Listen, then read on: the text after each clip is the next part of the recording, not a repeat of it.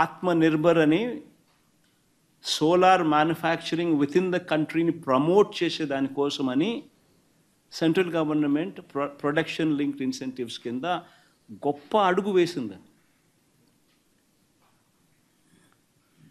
మనల్ని భాగస్వాములను చేస్తూ ఇంత మంచి లెటర్ మనకిస్తే నేను ఈ లెటర్ను పక్కన పడేసి నింటే నన్ను ఏమనిందరు, ఇదే మనుషులు నన్ను ఏమనిందరు?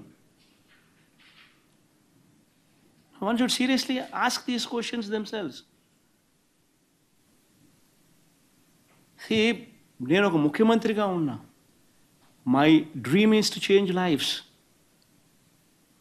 సంపద సృష్టి అనేది నా కళ్ళ ముందర 25 ఏళ్లలో 1,10,000 కోట్లు సంపద సృష్టి క్రియేట్ చేస్తున్నా. The savings alone, what otherwise I would be paying. 1,10,000 crores in 25 years.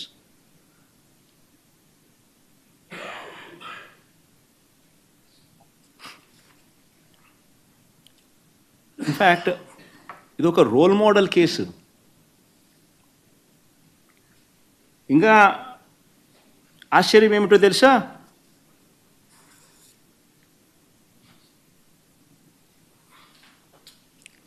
విదేశకి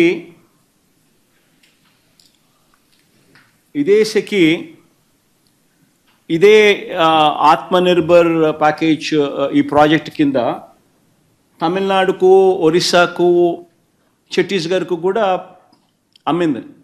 ఇదే ఇంటర్స్టేట్ ట్రాన్స్మిషన్ ఛార్జెస్ వాళ్ళకు కూడా ఆటోమేటిక్లీ వర్తిస్తాయి.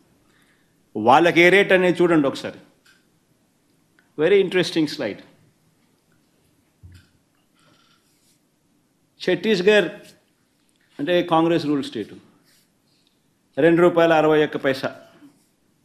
ఇది August. Odisha July ₹2.61. Tamil Nadu September ₹2.61. Andhra Pradesh ఇంకా వచ్చేసరికి ఇంకా ₹2.49 కంటే 12 పైసలు తగ్గి. మరి నేను తక్కువ రేటుకి నేను తీసుకొస్తే నన్ను అప్రిషియేట్ చేయాల్సింది పోయి, నాకు షాల్వా కప్పాల్సింది పోయి, నన్ను పొగడాల్సింది పోయి, ఏంది మాటలు?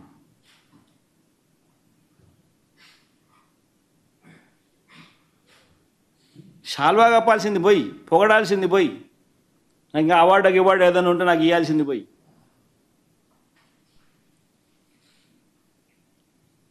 చంద్రబాబు నాయుడు ఏమో ₹5.90 ఆయన అమ్ముతాడు సోలారు.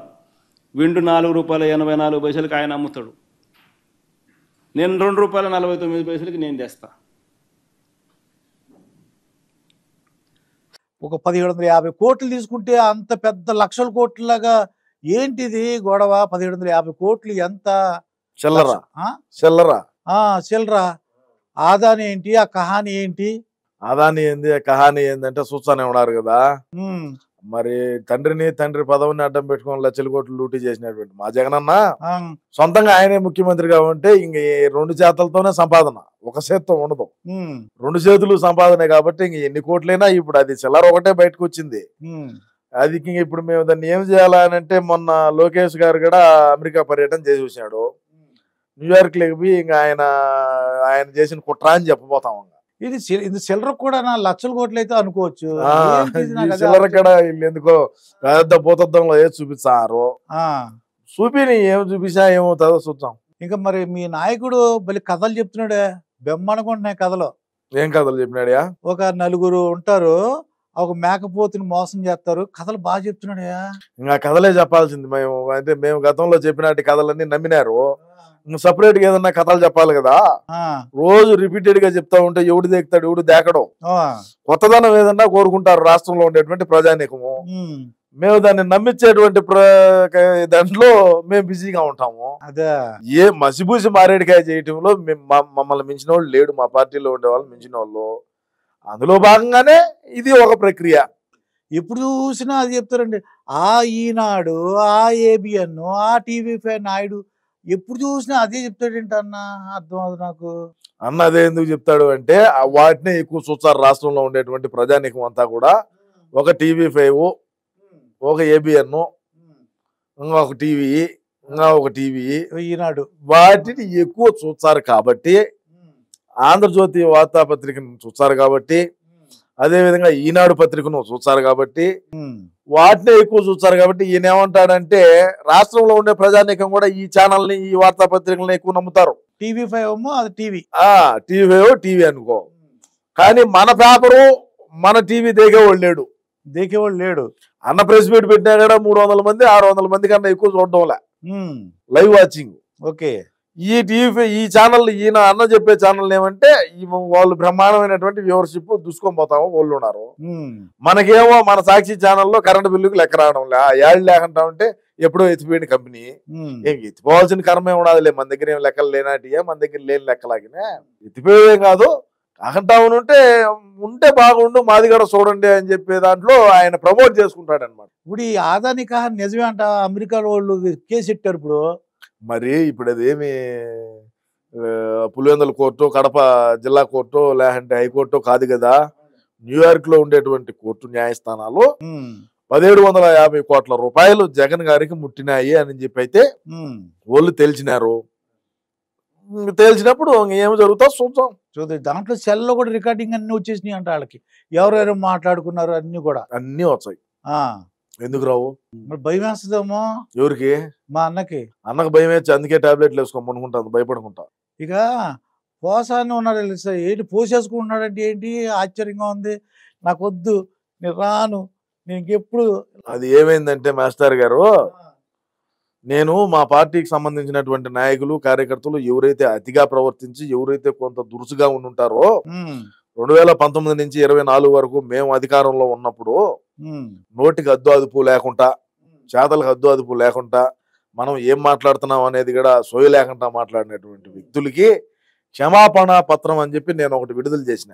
మా యొక్క పార్టీలో ఉండేటువంటి మండల స్థాయి నుంచి కన్వీనర్లకు మొత్తం పంపించిన, జిల్లా స్థాయి అదేవిధంగా రాష్ట్ర స్థాయి నాయకులకి అందరికి పోయింది. ఆ పోవడంతో ఆ పోయిన మరుసటి రోజే శ్రీరెడ్డి గారు క్షమాపణ లేఖ రాసి నారా లోకేష్ గారికి, జగన్ అన్నకు ఒక లేఖ రాసి పెట్టినారు అన్నా అని చెప్పేసి. అదే విధంగా నేను ముందు రోజు క్షమాపణ పత్రం రిలీజ్ చేసిన, మరుసటి రోజు ఆమె రాసింది.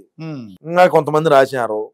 ఈ రోజు పోసాన్ని ఏమైంది, నేను అతిగా మాట్లాడినాను, అతిగా అయితే చేసినాను, చేసిన దానికి ఈ రోజు నేను ఇదైతే ఉన్నాను. నాకు పిల్లకాయలు ఉన్నారంటే మిగతా వాళ్ళకి పిల్లకాయలు ఉండరేమయ్యా? అప్పుడు గతంలో ఈ కూటమి ప్రభుత్వం ఏదైతే జనసేన, ఈ తెలుగుదేశం పార్టీ ఏదైతే ఉండదో వీళ్ళకు లేరా కుటుంబం, వాళ్ళకి లేరా బిడ్డలు, వాళ్ళకి లేరా ఫ్యామిలీలు, వాళ్ళకు ఉన్నారు కదా. మరి ఉన్నప్పుడు నువ్వు నీ ఇష్టానుసారంగా ఎట్ట మాట్లాడతావయ్యా? నువ్వు మాట్లాడితే ఈరోజు నా కుటుంబం ఉన్నదంటే వాళ్ళ కుటుంబం లేరా, వాళ్ళ ఇంట్లో ఆడవాళ్ళు ఉండరా, వాళ్ళకి బిడ్డలు ఉండరా, వాళ్ళకి ఏమి ఉండరా? మరి ఈ రోజు నీకు జ్ఞానోదయం అయిందా? ఆ రోజు అంటే నీకు కుక్కకి వేసినట్టు కుక్కకి పెడిగ్రీ వేస్తాము, పోసాని గాడికి ఏదో పదవి ఒకటి ఇచ్చారు సినిమాలు, నందులకు సంబంధించి ఏదో సినిమాలకు సంబంధించి. దాంట్లో ఏమో నెలకేమో 3.5 లక్షల జీతం దొబ్బుతీవి. ఇప్పుడు మొన్న సినిమాలు ఏమి లేవు, సినిమాల్లో ఎవడు క్యారెక్టర్ ఇచ్చేవాడు లేడు. ఒక్కో ప్రెస్ మీట్కు ఇంత తీసుకొని మాట్లాడుతీవి. ఆ ప్రెస్